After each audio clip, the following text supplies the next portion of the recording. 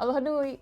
Well, Emily States. I'm a Native Hawaiian artist and education advocate, and I'll be going over how to use these stamps with you right now. You're going to have all these different variety of stamps. These are all Native Hawaiian plants, Hawaiian, Polynesian introduced plants, and more designs and things to come. But depending on what set you have, there's really two sizes.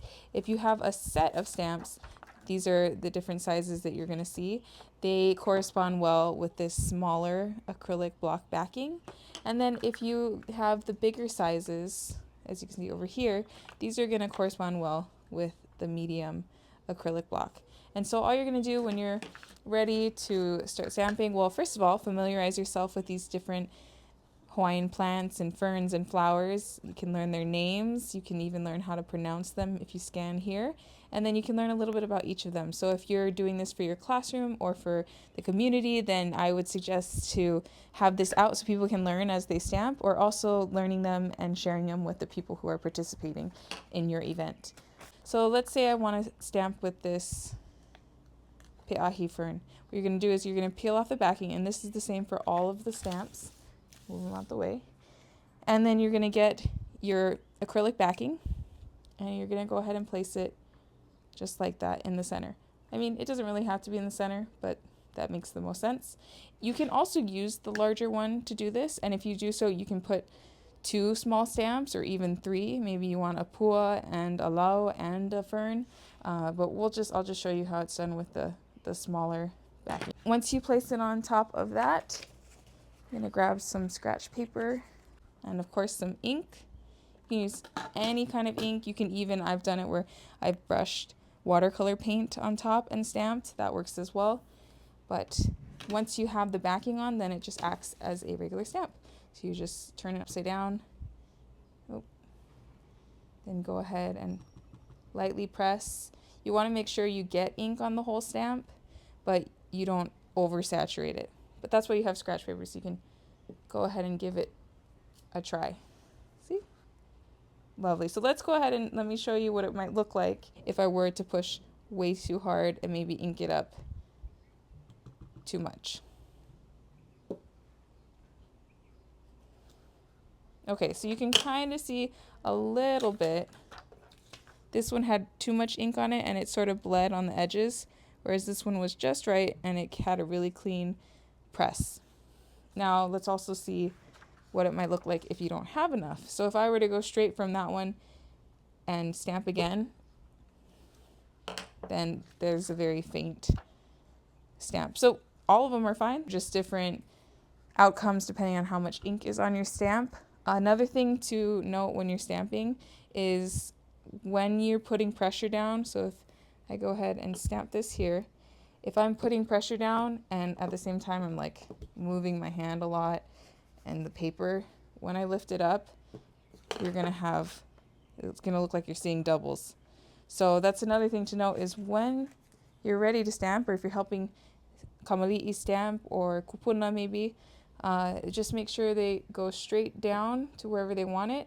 Once it's down, you can't move it. And then when you're ready, you just apply pressure straight down, careful not to shift anything, and then just lift straight up. That'll give you the best print. Okay, so that's how you do it with a stamp pad. And obviously, same steps apply. If you're to do a larger stamp, you just do the same thing. But I also wanted to show you real quick what it might look like if you're going to stamp clothing. These stamps can also be used on fabric. I have an example of that right here on this t-shirt. They work well with 100% cotton t-shirts like this. You can use them and it comes out really, really nice.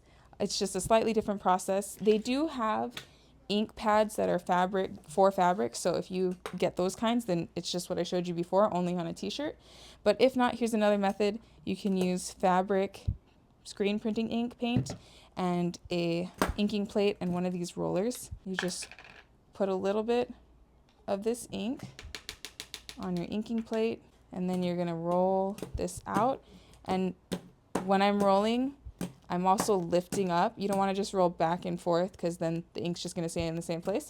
So you're going to want to roll and lift, roll, lift, roll, lift, and roll the other way too.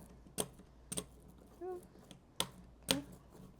And once My roller has ink, but not too much, just the right amount. Then I'm gonna go ahead and let's see, we'll use the same one we used before.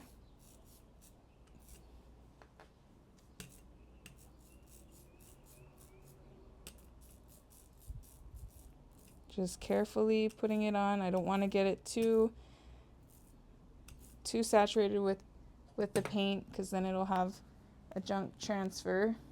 Let's just try it out for some paper to see. Okay, so it's a little thick, but actually on fabric it might be fine. So let me go ahead and ink it again.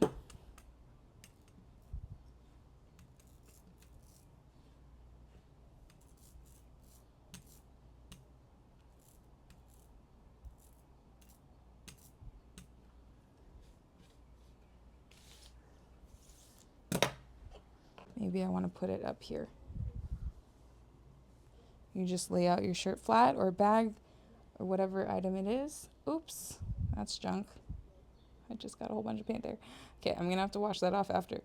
But for right now, we'll just do this. Push down and lift up. So you can see you can stamp it on fabric. This is a very smooth fabric surface. If I were printing on like a canvas bag, it would probably turn out a little bit different. So something to keep in mind is the type of fabric you're printing on. But yeah, those are some different ways you can use these stamps. The word for stamp in Hawaiian is kapala, but another word that is used is also kuni. So those are some words that you can use as you're doing this activity. Mahalo nui, aloha.